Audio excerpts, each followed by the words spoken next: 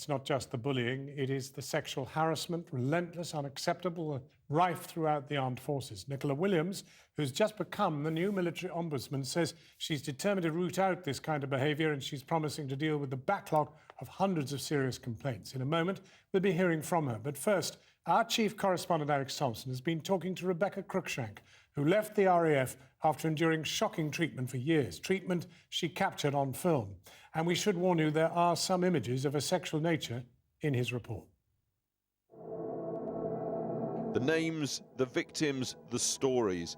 Time and again reminding the civilian world of the British service's long ingrained problems with beasting, bullying, harassment. At home in North London, and many years after leaving the RAF, it is true that Rebecca Crookshank still has fond memories of life as an airwoman. I had some very positive experiences of working with men, women, where we worked together to create a fantastic community. But there was the dark side, and that began the second she landed at the remote Mount Alice base in the Falklands. Her and 28 men. Some of them were waiting for her with what they called the Alice Wave. I was greeted by the Alice Wave, which was all the lads lined up on the helipad, mooning me in.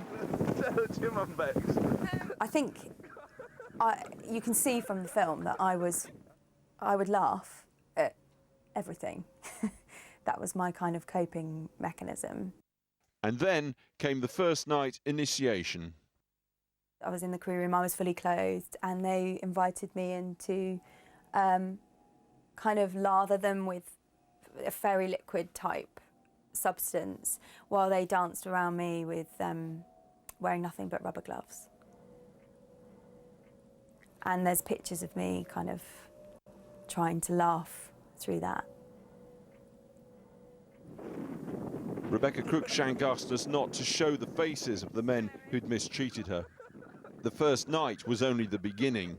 As the lads would get more drunk at night, I'd be knocking on the door all the time. I'd lock myself in, and they'd be saying, "Please, just let me in. I just want to come in." This is Beck's pussy. This is Tigger.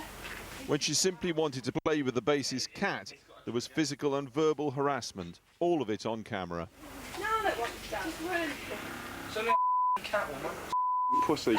No, he's a pussy. Can you just be nice? She pleads at one point. She made an official complaint. An investigating officer was flown in. He asked to have a meeting with me in my bedroom, just him and I. And we had that meeting, and I asked him if he liked my Laura Ashley bed linen. And, you know, he was in my personal space. I thought it was very odd that we weren't having this meeting in the crew room. And I made a complaint, and it was very much like, do you realise what will happen if you take this further? You know, you want to have a career outside of the Royal Air Force. Well, you're not going to have a very good report leaving the island. So I was very afraid. One more victim successfully intimidated and gagged. You do not bring lads back into this block. Rebecca Crookshank now plays 9 characters in her one-woman play about the military, including the culture of bullying. Nice and smooth, so you can get good, accurate rounds into it. Halt! Crookshank, do you want me to wipe that smile off your face? I think we have to speak out, and I think we have to be brave together, men and women, because I know that there are things that happen to men as well that are under the radar, so to speak. Year in, year out, the British forces say they take bullying seriously. The complaint system has been overhauled, they claim, and there's a new ombudsman to oversee it. Yet the cases keep on coming.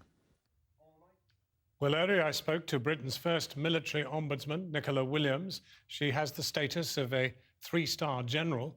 She has the job of combating the bullying, harassment and code of silence that often dissuades service personnel from making complaints. You're being appointed as effectively a 3-star general. Yes. as the first ever military ombudsman. Yes. Has there been a revolution I haven't noticed? Well, certainly this is an idea whose time has come. The services themselves had recognised that despite the very good work that was done by my predecessor in her role as a Service Complaints Commissioner, and I had a year as a Service Complaints Commissioner before I became the Ombudsman, there was a need for a greater change in the way that service complaints were dealt with.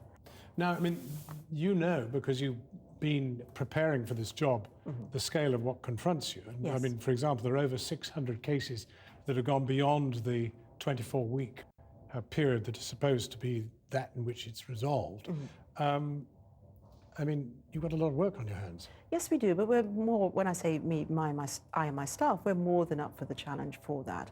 But that suggests that you've got resource, and much more resource than has ever existed before in terms of investigating what's happened. Absolutely, and I do.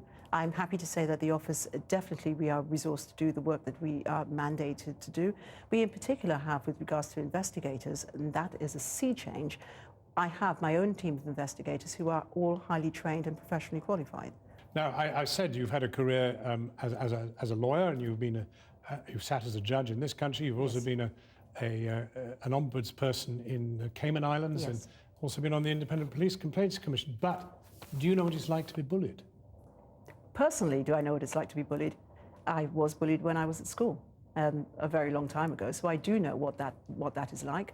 And I know that if you are bullied, what you want is for someone to A, listen to you, and B, to actually take your complaint seriously. And I can certainly say to, but not only existing servicemen and women, that if they are bullied, that once they exhaust the internal process and they come to us, we will take their complaints seriously, as will the services.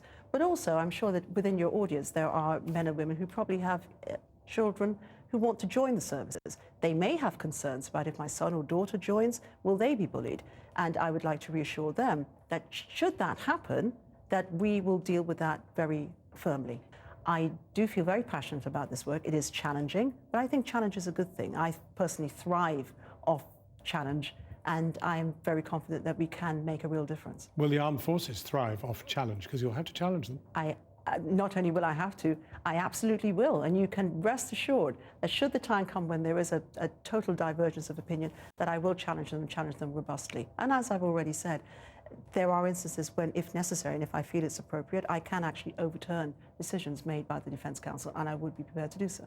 Nicola Williams, thank you very much for talking to us. Thank you. The family of the murdered